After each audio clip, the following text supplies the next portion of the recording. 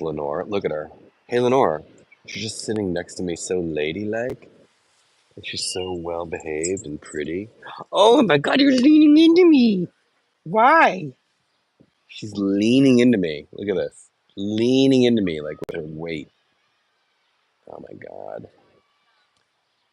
Hey, give me a kiss. I need. Excuse me.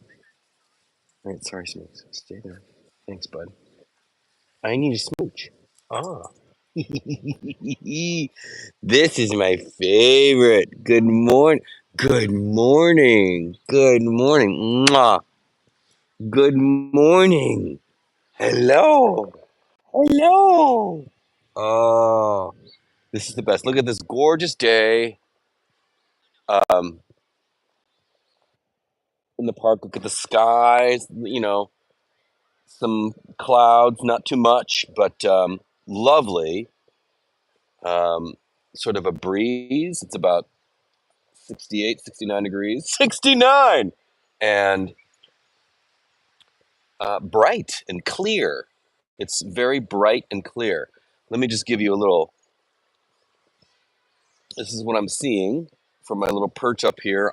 I'm sitting with the dogs under a tree, enjoying some shade, and there's the loop, as it were, the main drag in Central Park, which is closed off to cars, has been for about 10 years now, I think, or coming up on 10 years. And yeah, so it's just bicyclists, runners, and pedestrians. And it's nice. Oh my gosh, who is this bunny who is just, oh, and look at this guy, just hanging out right between my feet there. Hey, buddy.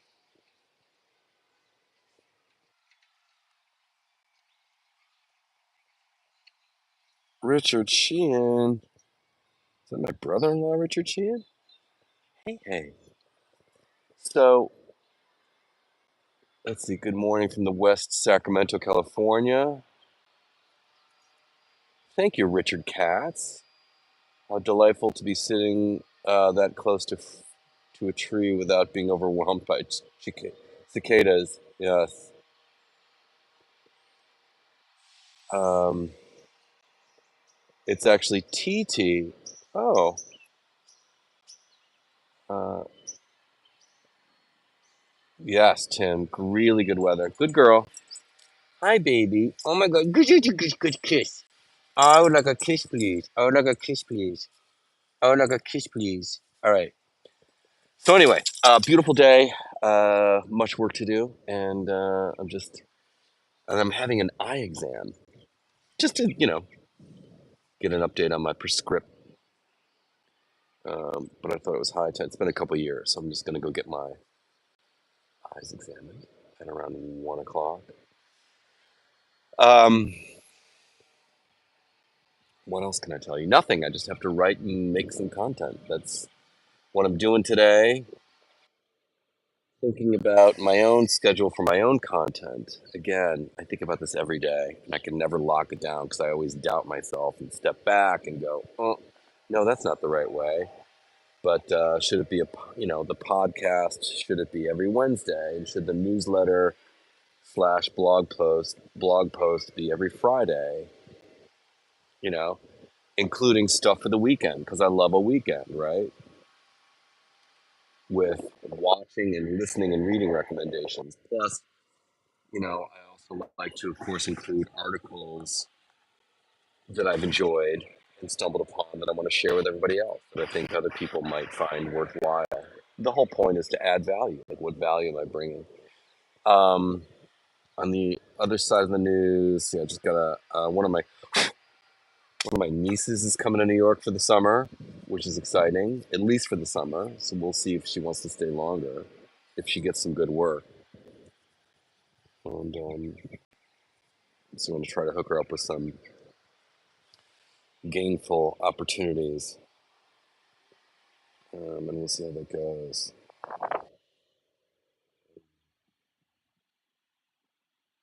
Let's see, C. Bigelow, C.O. Bigelow, and Parasso owes me a commission.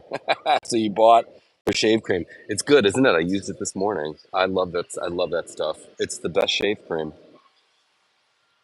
I mean, it's you get the C.O. Bigelow one and throw them some ducats, but the Parasso in general. Um, which is C.O. Bigelow just decided to do a partnership with them and slap their name on one of the tubes. That's all. But still, I mean, what a great name to be associated with. I'd do the same thing if I had the opportunity.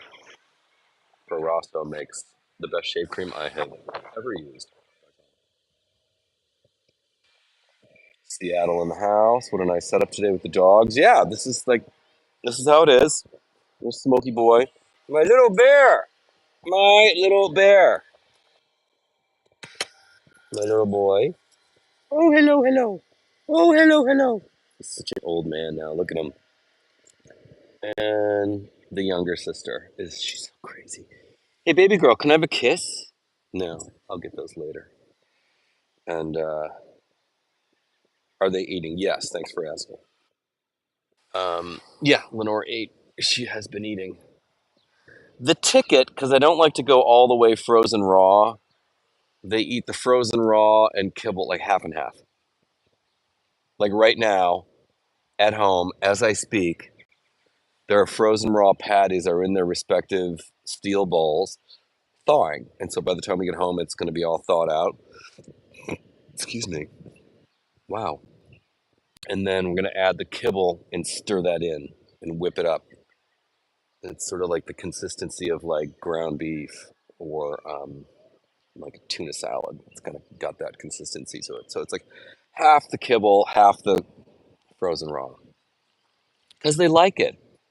Um, it's the frozen raw is the one food that they have each consistently really liked. You know, what can I tell you? And quite honestly, it's other than just throwing kibble and dry kibble into a bowl, which is like, ugh, um, it's the easiest to prepare. Really, you don't have to add anything to it. I mean, in my case, I'm adding something to it, but they love it. Right, baby girl? You love it. You like your frozen raw foods. Sorry, honey. Um, so there's that.